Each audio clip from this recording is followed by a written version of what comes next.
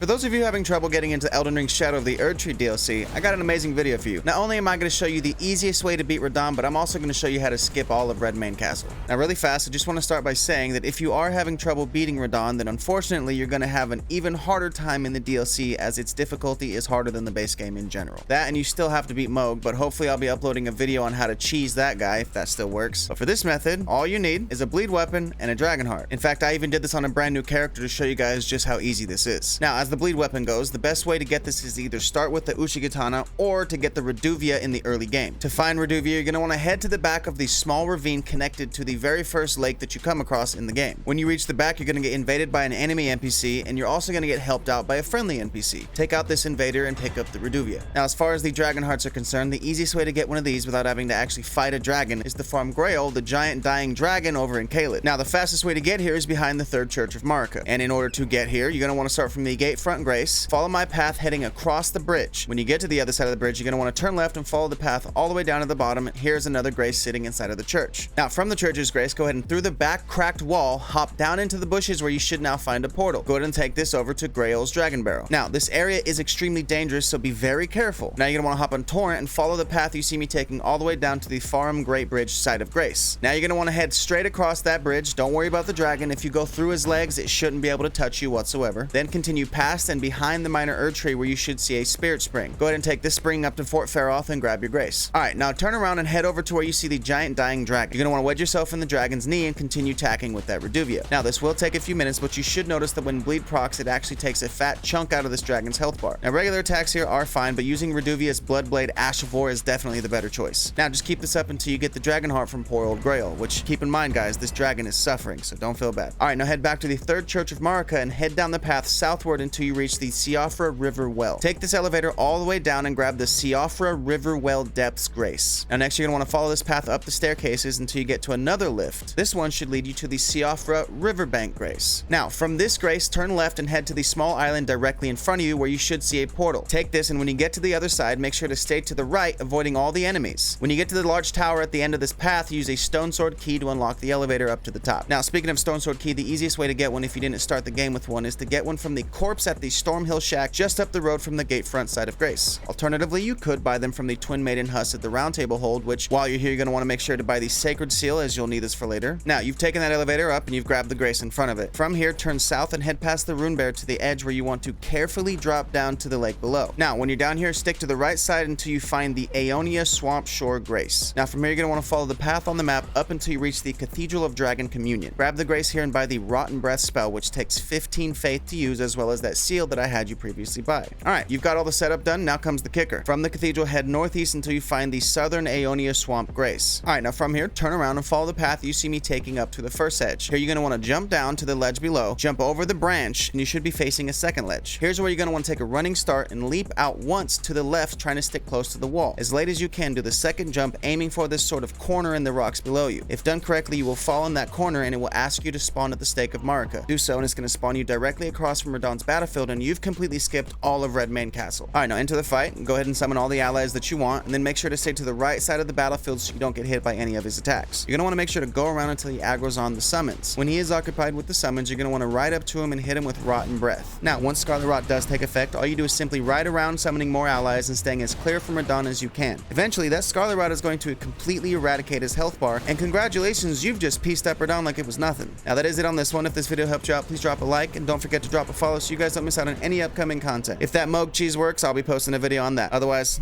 I'll see you guys around.